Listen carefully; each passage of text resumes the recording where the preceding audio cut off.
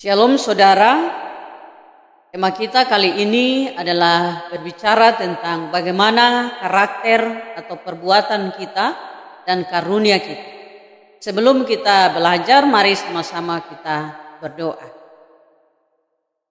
Kami percaya Tuhan Allah dalam kuasa dan pertolongan-Mu kami akan terus dimampukan untuk memahami maksud-maksud Tuhan bagi kami.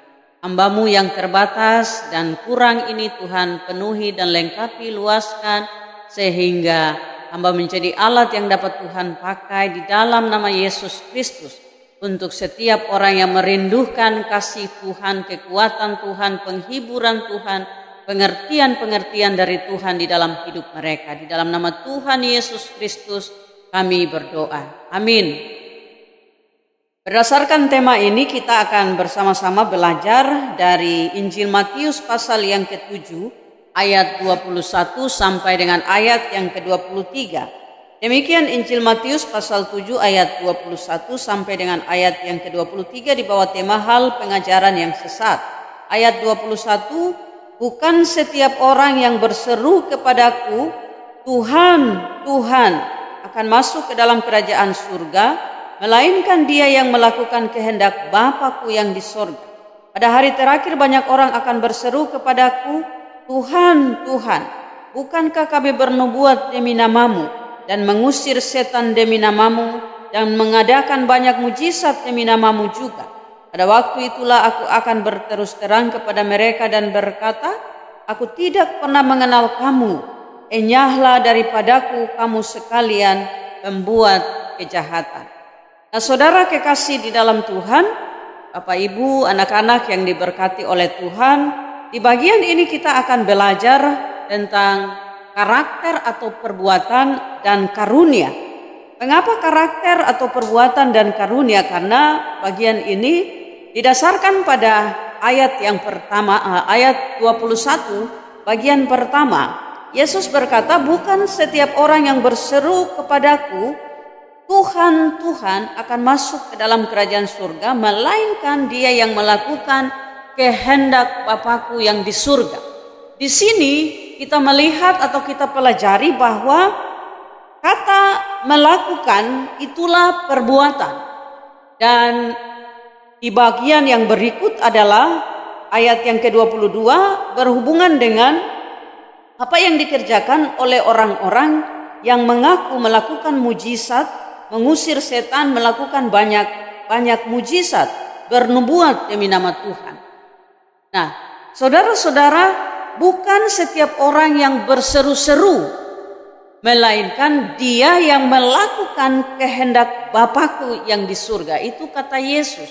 Nah, berseru di sini saya kemudian memahaminya sebagai bukan setiap orang yang memberitakan, bukan setiap orang yang memanggil, bukan setiap orang yang bernubuat, bukan setiap orang yang menyampaikan sesuatu atas nama Tuhan dan tentang Tuhan.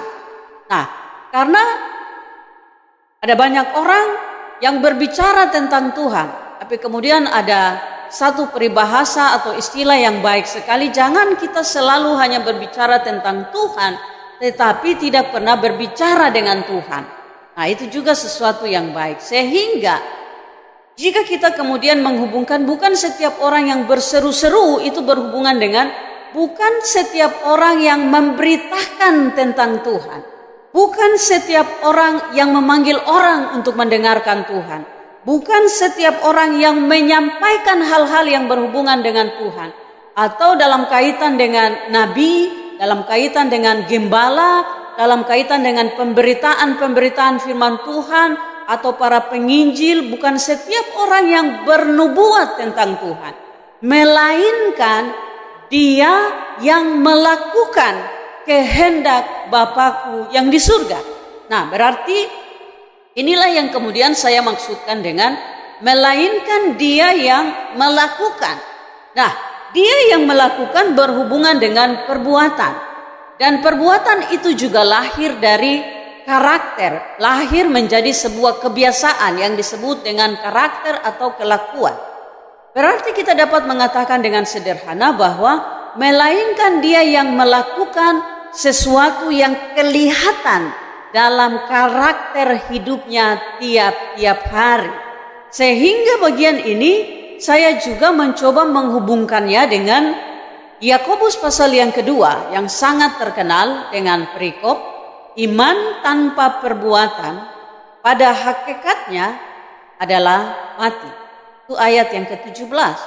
Tapi judulnya adalah iman tanpa perbuatan.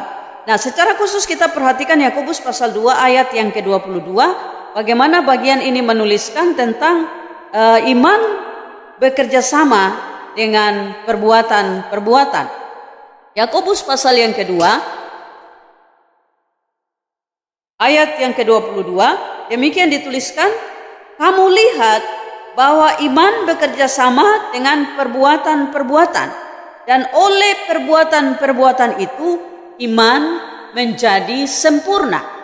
Nah, ini artinya bahwa yang dimaksudkan oleh Yesus pada bagian ini adalah bukan setiap orang yang hanya berseru, tapi orang-orang yang menunjukkan imannya dari perbuatan-perbuatannya. Nah, saya juga kemudian berpikir bahwa bukan setiap orang yang berseru tapi orang yang melakukan, maka kita juga bisa menghubungkan dengan apa yang disampaikan oleh Rasul Paulus dalam 1 Korintus pasal 13 tentang hal kasih. Perhatikan dalam 1 Korintus pasal 13 ayat yang kedua sampai dengan ayat yang ketiga, bagaimana Rasul Paulus bicara tentang iman yang juga harus kelihatan atau iman yang juga harus dibuktikan dalam perbuatan-perbuatan, yaitu pada hal kasih. Karena jika seseorang bisa memindahkan gunung, imannya besar atau imannya dapat memindahkan gunung, tetapi jika ia tidak mempunyai kasih, maka sia-sia.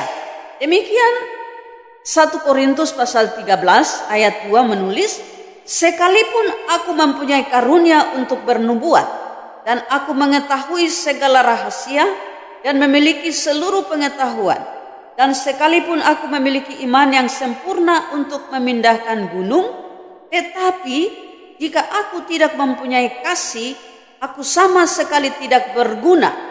Dan sekalipun aku membagi-bagikan segala sesuatu yang ada padaku, bahkan menyerahkan tubuhku untuk dibakar, tetapi jika aku tidak mempunyai kasih, sedikit pun tidak ada faedahnya bagiku. Jadi saudara kekasih di dalam Tuhan, perbuatan-perbuatan yang timbul dari iman dan timbul dilakukan sebagai bukti dari kasih, itulah juga yang menjadi bukti dari iman seperti yang dikatakan oleh Yakobus. Sebab dalam contoh yang disampaikan oleh Yakobus ketika kita mengatakan kepada seseorang, makanlah sampai kenyang, tanpa memberi dia makan, bagaimana dia bisa makan? Bagaimana dia bisa kenyang? Atau seseorang yang kedinginan lalu kita mengatakan, kasihan, supaya engkau hangat pakailah selimut. Tanpa kita memberikan baginya selimut, dia tidak akan mungkin merasa hangat. Nah, karena itu seruan harus disertai dengan perbuatan. Sehingga perbuatan-perbuatan inilah yang saya sebut sebagai karakter, kelakuan kita tiap-tiap waktu. Lalu perhatikan di ayat yang ke-21, Tuhan Yesus sendiri mengatakan, pada hari terakhir banyak orang akan datang kepadaku dan berkata, akan berseru kepadaku, Tuhan, Tuhan, bukankah kami bernubuat demi namamu dan mengusir setan demi namamu dan mengadakan banyak mujizat demi namamu juga? Nah, ini yang saya katakan sebagai karunia. Karena itu tema kita adalah karakter dan karunia. Melakukan mujizat, mengusir setan, mengadakan banyak tanda di dalam nama Yesus Kristus, itu terjadi oleh karena kuasa nama Yesus Kristus. Karena di dalam nama Yesus Kristus itu ada kuasa, sehingga setiap orang yang diberi karunia itu dapat melakukan karunia mujizat-mujizat hanya karena kuasa Yesus Kristus. Nah, saudara-saudara, karunia itu adalah hak mutlak Allah. Karunia adalah pemberian Allah tanpa memandang seseorang baik atau buruk, tanpa melihat seseorang itu hebat atau tidak, tanpa melihat seseorang itu secara materi kaya atau miskin. Tapi Tuhan memberi bagi seseorang karunia sesuai kehendak bebas Allah di dalam Yesus Kristus sendiri. Nah, itulah sebabnya ada satu lagu yang bagus sekali yang bunyinya begini. Bukan karena kebaikanmu, bukan karena fasih lidahmu, bukan karena kekayaanmu, kau dipilih, kau dipakainya. Jadi Tuhan memilih seseorang untuk diberikan karunia, kemampuan ilahi itu atas hak dan kehendak bebas Tuhan. Sehingga mengapa di ayat 23 Yesus mengatakan, pada hari terakhir aku akan berterus terang kepada mereka. Pada waktu itulah aku akan berterus terang kepada mereka dan berkata, aku tidak pernah mengenal kamu. Enyahlah daripadaku, kamu sekalian pembuat kejahatan. Nah, pertanyaannya adalah, mengapa mereka yang melakukan mujizat mengusir setan demi nama Tuhan, mereka yang mengadakan banyak mujizat demi nama Tuhan, mereka yang mengajar demi nama Tuhan, Yesus mengatakan kepada mereka, aku tidak mengenal engkau. Karena itu perhatikan di ayat yang ke-15 sampai dengan ayat yang ke-19 dalam Injil Matius pasal 7 inilah Yesus mengatakan bahwa dari buahnya lah kamu akan mengenal mereka. Di ayat yang ke-20. Di ayat yang ke-15 Yesus mengatakan, waspadalah terhadap nabi-nabi palsu yang akan datang kepadamu dengan menyamar seperti domba, tetapi sesungguhnya mereka adalah serigala yang buas. Nah saudara, ini artinya bahwa orang yang mengajar demi nama Tuhan, orang yang mengusir setan demi nama Tuhan, orang yang melakukan banyak mujizat demi nama Tuhan, bukan jaminan bagi mereka untuk masuk surga. Kenapa? Sebab itu bisa jadi Tuhan memberi mereka karunia, tapi kelakuan mereka jauh dari karunia yang mereka miliki. Sehingga apa yang mereka ajarkan tidak mereka lakukan. Mereka hidup berbeda dengan karunia yang Tuhan beri. Karakter mereka berbeda dengan karunia yang mereka miliki. Pengajaran yang mereka ajarkan. Mereka hanya mengajarkan saja, tapi tidak melakukan apa yang mereka ajarkan. Pengajaran mereka hanya merupakan pengetahuan semata, tidak merupakan hubungan pribadi dengan Tuhan yang berakibat, berefek pada karakter hidup mereka tiap-tiap waktu. Karena itu saudara-saudara, kita yang percaya kepada Yesus Kristus, jika Tuhan memberi bagi kita karunia-karunia rohani, jangan hanya bangga memiliki karunia-karunia rohani itu, tapi karunia-karunia rohani ini harus mempengaruhi karakter hidup kita.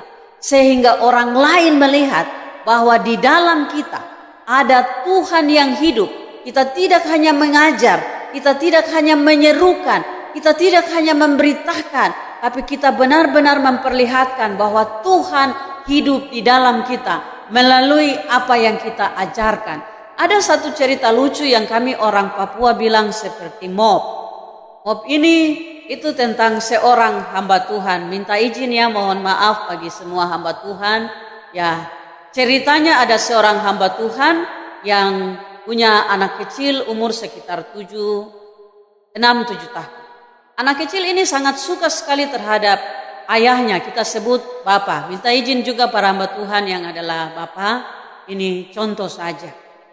Nah, Bapak ini punya kebiasaan atau punya hobi. Bapak ini punya hobi itu piara ayam, atau Bapak ini sangat suka terhadap ayam, ya sama seperti orang-orang pada umumnya yang punya binatang kesukaan atau hewan kesukaan, dan Bapak ini hewan kesayangannya adalah ayam. Karena itu Bapak ini piara ayam banyak sekali. Dan ada satu ayam yang kita sebut ayam jago. Bapak itu biasanya simpan atau tutup ayam ini dengan tudung atau penutup atau keranjang khusus. Nah, satu waktu Bapak ini pergi ke kota dan kemudian anak-anaknya tinggal sendiri di rumah. Nah, saat itu ada kunjungan dari dinas kesehatan. Kebetulan kepala dinas kesehatan itu anggota gereja dari gereja Bapak ini.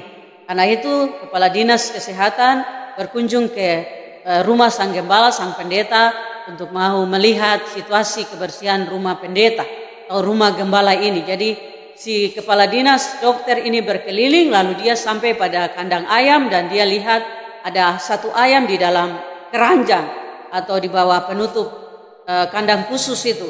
Lalu karena anak kecil ini ikut-ikut, jadi dia tanya, kenapa dokter? Karena dokter itu bilang ini ayam bagus sekali. Lalu anak itu tanya, kenapa dokter? Jadi dokter suka sama ayam itu ya. Dokter bilang, ya saya senang sekali dengan ayam ini.